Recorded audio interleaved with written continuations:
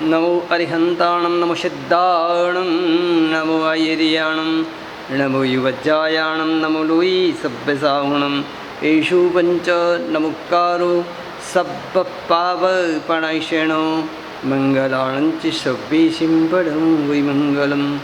ओम नमो देवदेवाय नित्यं भगवते रते श्रीमते पार्श्वनाथाय सर्वकल्याणकारिणे नमो दुर्वाररागादि वैरिवारनिवारिणे अर्हते योगिनाथाय महावीराय तायिने सर्वारिष्टप्रणाशाय सर्वाभीष्टार्थदायिने सर्वलब्धिनिधानाय श्रीगौतमस्वामिने नमः।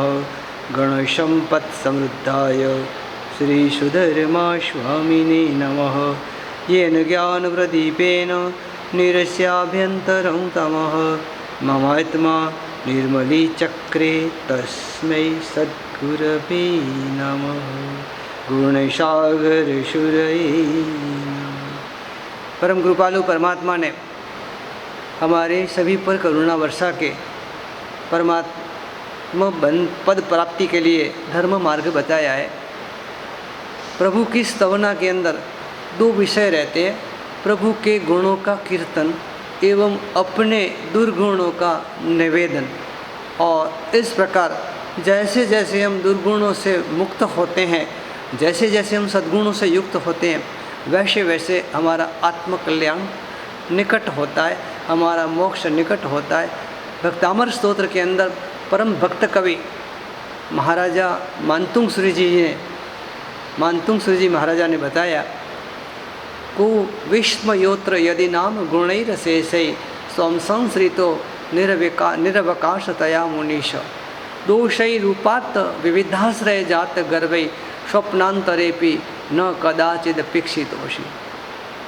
प्रश्न होता है कि गुणों से युक्त कैसे बनना, दोषों से मुक्त कैसे बनना।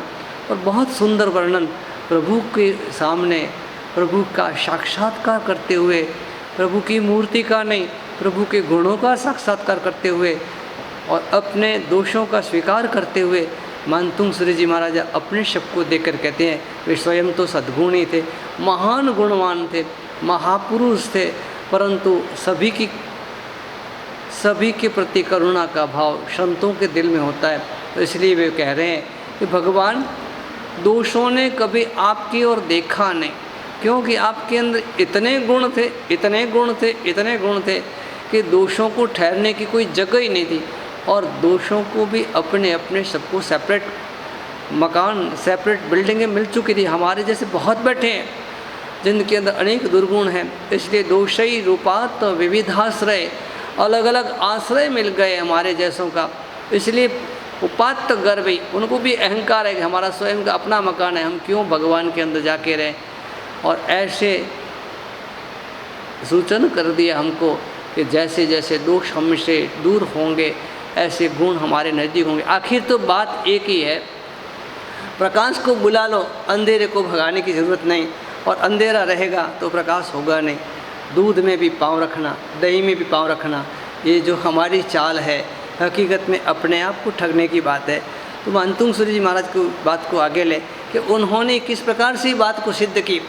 जब भगवान के आगे हम प्रस्तुत होते हैं, परमात्मा की भक्ति में लीन बनते हैं, तो परमात्मा के गुणों का स्पर्श हमें होना ही चाहिए। हम मात्र प्रभु के दर्शन करेंगे और इससे ही संतुष्टि होगी। तो दर्शनम देवदेवस्य, दर्शनम पापनाशनम, दर्शनम स्वर्ग सोपानम, दर्शनम मोक्ष साधनम। पहली बात है पापनाशनम की। पापों का नाश नहीं होगा, दोषों का नाश नहीं होगा तो कल हमारी सद्गति हो ये संभावना नहीं है। और सद्गति की यदि परंपरा सदती नहीं है, इस भाव में अगले भाव में ऐसे करते करते जो कल्पसूत्र के शब्द है कि सतठ भवाइम, 7-8 भाव निकल जाए एकदम कंटिन्यू, 7-8 भाव तक हम सद्गति में जावे तो धीरे धीरे धीरे हमारे भीतर दोषों का उन्मूलन होता है, सद्गुणों का वास होता है। और ऐसे करते करते हम स्थान को पहुंच सकते हैं।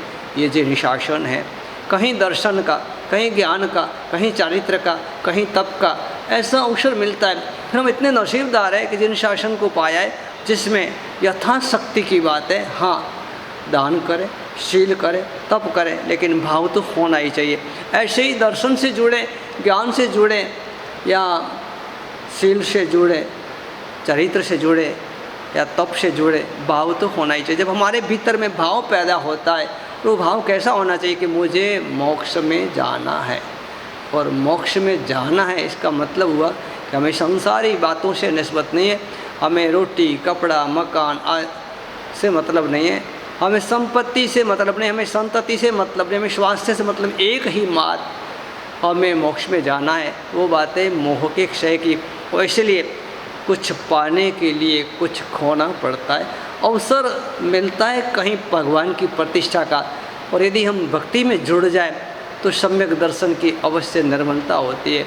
अवसर हमें मिलता है कहीं कहीं ज्ञान प्राप्ति का, गुरु भगवंतों के प्रवचनों का, व्याख्यान का, वाचना का। और यदि हम जुड़ जाएं और दिल से जुड़ जाएं, उन शब्दों को आत्मस्थ करने की कोशिश करें। हाँ, पहले शब्दों को सुनेंगे, समझेंगे, स्वीकार करेंगे, उसके ऊपर मनन चिंतन करेंगे तो कुछ अवश्य प्राप्ति होगी। दर्शन मिलता है, अवसर मिलता है कभी कुछ चारित्रधारियों का, चारित्रधारियों के सत्संग का, संयम प्राप्ति का, व्रत स्वीकार का, तो हम यदि उससे जुड़ जाते हैं तो हमारे मन में वही भावना होती है। कहा कि साधु देखी गुण वादो जी। जैसे कोई दुकान में जावे तो कुछ न कुछ खरीदी करने के लिए मन लालायित होता है, होटल में जावें कुछ खाने के लिए मन के अंदर इच्छाएं पैदा होती है, कोई मॉल में जावें तो खरीदी करने का मन होता है। ऐसे कहा कि साधु नाम दर्शनम पुण्यम तीर्थभूताय साधव तीर्थम फलति कालेन सद्य साधु समागम। तीर्थ के अंदर कुछ पाना हो तो तीर्थ तक जाना पड़ता है, उसमें समय लगता है, तो द्रव्य भी लगता है, क्षेत्र तक पहुंचने के लिए काल भी लगता है। और क्षेत्र और द्रव्य प्राप्त करने के बाद, उस समय तक पहुंचने के बाद, उस समय का व्यय करने के बाद भी यदि भाव नहीं जगे तो बाजी खत्म हो जाती। जबकि साधु भगवंतों के लिए कहा गया कि सद्य साधु समागम। साधु भगवंत दान की, शील की, तप की, भाव की, दर्शन की, ज्ञान की, चारित्र की, ये मूर्ति समान होते हैं। वे लाइव रूप से परमात्मा की आज्ञाओं को, परमात्मा के सद्गुणों को अपने जीवन में धारण करते हैं। और ऐसे यदि साधु भगवंत हमें मिल जाए तो साधु देखी गुण वादो जी। हमारे जीवन में कुछ न कुछ तो व्रत का, त्याग का, अनासक्त भाव का, कुछ नहीं हो तो उनके जीवन की अनुमोदना का भाव दिल में जगना चाहिए। जब हम किसी के प्रति भावों से अभिभावित होते हैं तब एक प्रक्रिया घटित होती है, हमारे भीतर के अशुभ भाव दूर होते हैं और उनकी शुभ भाव हमारे में जुड़ते हैं। आखिर तो कुछ खोना, कुछ पाना, कुछ निकालना, कुछ जोड़ना, कुछ छोड़ना और कुछ जोड़ना, कुछ त्याग करना, कुछ किसी चीज़ पे राग करना, आखिर ये प्रक्रियाएँ हमारे कॉन्शियस और सबकॉन्शियस के बीच में घटित होती रहती है।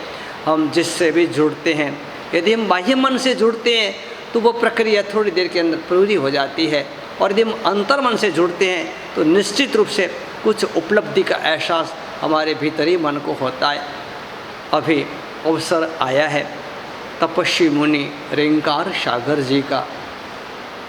पिछले 25 साल से संयम जीवन में मेरे साथ रहे हुए, यूँ लगे कि सीधे साधे साधु है, यूँ लगे कि बुढ़ी साधु है, यूँ लगे तो इनको कुछ आता नहीं है, यूँ अपने को लगे कि इन्होंने कभी व्याख्यान दिया नहीं, प्रवचन दिया नहीं। लेकिन ये जो हमारी धारणाएं हैं, बहुत बड़े महाराज साहब हो, बहुत उनका प्रभाव हो, बहुत उनकी अच्छी प्रवचन शैली हो, वे सबको बुलाते हो, सबसे बातें करते हो, सबको समय देते हो। और मारवाड़ी भाषा में तो तुलना कैसी होती मुझे पता है आप लोगों की, बाबजी सा थे मोहती बनता नहीं को जो मन अच्छा लगो को नहीं, आप हमारे से बातें करो तो अच्छा लगे हो, नहीं तो नहीं लगो, हमारे साथ जुड़ो तो अच्छे लगो, आप हमारे घर पे आओ तो अच्छे लगो।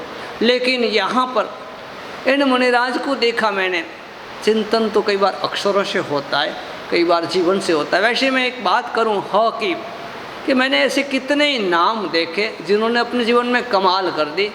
ये ह जो है ना, अल्फ़ाबेट में 12 अक्षरी के अंत में आता है, लेकिन इस दुनिया में अधिकांश उपयोग ह का होता है। इस ह ने एंड में रह कर के, अंत में रह कर के भी सबसे ज़्यादा आगे आने की वास्तव में गुंजाइश की को या तो उनको उपयोग किया गया है। जैसे कि मैं कहूँ एक सामान्य दृष्टांत पे, आज लगभग भारत भर के अंदर 15 से 20 करोड़ मोबाइल होंगे और लोकल फ़ोनों से बात होती होगी, लेकिन उस पूरे वार्तालाप को यदि किसी के भी दो बीच के वार्तालाप को सुने तो आधे घंटे के वार्तालाप में कोई शुरुआत कुछ शब्दों की होती है, लेकिन हाँ, हैं, हेलो और यही शब्द चलते हैं। ज़्यादातर फ़ोन के सिवाय के भी वार्तालाप में प्रत्युत्तर शॉर्ट में दिया जाता है, आंसर शॉर्ट में दिया जाता है और वहाँ हाँ, हैं इतना ही उपयोग होता है।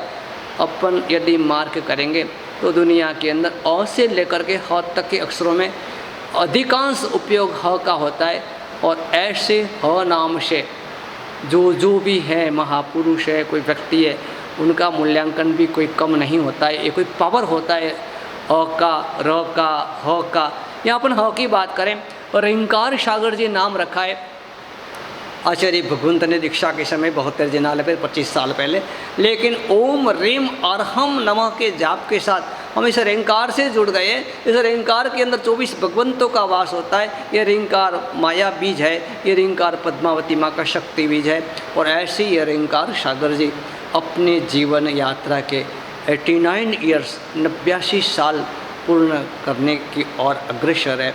अब भी 98वीं ओली 98 ओली, एक ओली, दूसरी ओली, 1 अम्बिल 1 उपवास, 2 अम्बिल 1 उपवास, 3 अम्बिल 1 उपवास। बहुत अच्छा नाम रख दिया शास्त्रकार भगवंतों ने, वर्धमान तप, जिसमें तप ही नहीं बढ़ता है, भाव बढ़ते हैं। और ये बढ़ते हुए भाव हमने देखे साथ के मुनि भगवंतों की ये तपस्याएँ करते। कब दूसरी ओली होगी, कब वो अवसर आएगा, कब वो अनुकूलता होगी, ऐसे मनोरथ निरंतर रहने से इन मुनि भगवंतों को, वर्धमान तप के किसी भी श्रावक श्राविका साधु साध्वी रूप साधकों को एक ओली का लाभ नहीं मिलता। ये इनको 100 बार 100 ओली का लाभ मिलता है, मल्टीप्लाई होता है सद्गुणों का, भावों का। और इसलिए इस अवस्था के अंदर जब वे 2 बार घिर चुके हैं, जबकि उनकी कंधे की हड्डी में क्रैक हो चुका है, 4 दिन पहले उनकी छाती की पसली में भी क्रैक हो चुका है, बार बार समझाया गया कि नहीं, परंतु उन्होंने कह दिया कि डॉक्टर क्या समझे, अपन अपने ही डॉक्टर है, आखिर तो नहीं करेंगे, अब तो कब करेंगे। बहुत बड़ा मज़े का प्रश्न है। मुझे याद आती है जोधपुर के उन श्रावक की, जब उनको मिला, इतनी गहराई उनके जीवन में, वो आए थे दर्शन करने के लिए। मैं उस वक्त पंचसूत्र का स्वाध्याय कर रहा था। एक अहोभाव साधु के प्रति हो तो साधु की हर क्रिया के प्रति आपके दिल में अहोभाव होगा। उन्होंने मेरे हाथ में किताब देखी, उनके मन में एक विचार आया, मुझे बोल के बताया कि महाराज जी आप स्वाध्याय कर रहे हो, इसका मतलब कोई बहुत अमूल्य बात होगी। यदि आपकी रजा हो तो मैं इस किताब को हाथ में लूँ, मैं इस किताब को निरखूं परखूं। अब विचार होता है एक पढ़ा लिखा श्रावक, एक बड़ी हैसियत वाला श्रावक। मैंने कहा ठीक बात है, लो भले। उन्होंने पंचसूत्र की किताब हाथ में ली, भाषांतर था, हिंदी भाषा में भाषांतर था, इसलिए वो जोधपुर के सज्जन उसको समझ पाए। और 2 मिनट 3 मिनट के अंदर मुझे कहा महाराज जी बहुत ही बढ़िया ये स्वाध्याय है, यदि आपकी अनुमति हो, इजाज़त हो तो मैं कुछ समय के लिए अंदर ये किताब ले जाता हूँ और वापस घंटे भर में वापस लौटाता हूँ। कमाल की बात है, हमारे पास आने वाले आप सभी कभी रक्षा पोटली मांगते हो, वाससेप मांगते हो और ये कह देते हो कि महाराज जी कुछ ऐसी निशानी दो जो याद रह जाए आपकी। मैं कहता हूँ रक्षा पोटली टूट जा सकती है, वाससेप दूसरे दिन धुल जा सकती है, लेकिन ऐसे आशीर्वाद जो दिल और दिमाग के अंदर भरे रहे, जो आपके जीवन को सुधार कर रहे।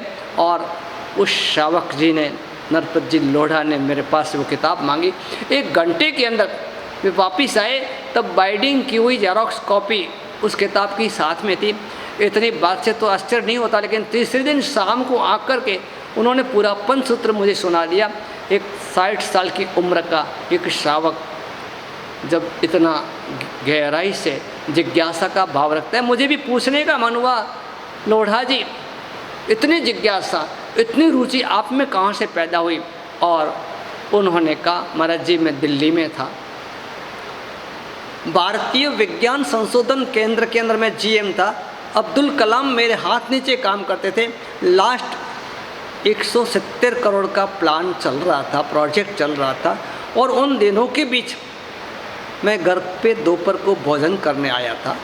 साध्वी जी भगवंत पधारे थे, मैं संप्रदाय से स्थानकवासी हूँ।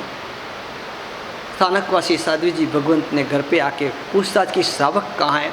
मैं अंदर के कमरे में था, श्राविका ने बुलाया, बाहर आया। मुझे पूछा गया आप धर्म आराधना क्या कर रहे हो।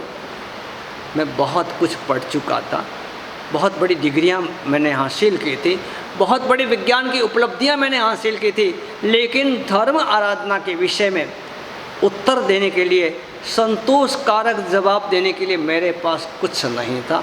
मैं मौन रहा और साध्वी जी भगवंत ने एक छोटा सा प्रश्न किया, लोढ़ा जी अब नहीं करोगे तो कब करोगे। साध्वी जी भगवंत तो चले गए, समझदार, ज़्यादा नहीं बोलते हैं। और फिर आखिर भोजन किया, थोड़ा सा आराम किया, लेकिन नींद नहीं आई। वो प्रश्न बार बार कान के अंदर गूंजने लगा, अब नहीं करोगे तो कब करोगे। और 8 दिन के अंदर ही मैंने इस्तीफ़ा दे दिया मेरी ड्यूटी से। 170 करोड़ का प्लान ऐसे ही रह गया और मैंने दिल्ली से अनुमति लेकर के, रजा लेकर के मैं अपने वतन जोधपुर आ गया। उस दिन से लेकर के महाराज जी यही एहसास हो रहा है, मन में यही हो रहा है कि अब ज़िंदगी बहुत कम बाकी है, बहुत गई, थोड़ी रही।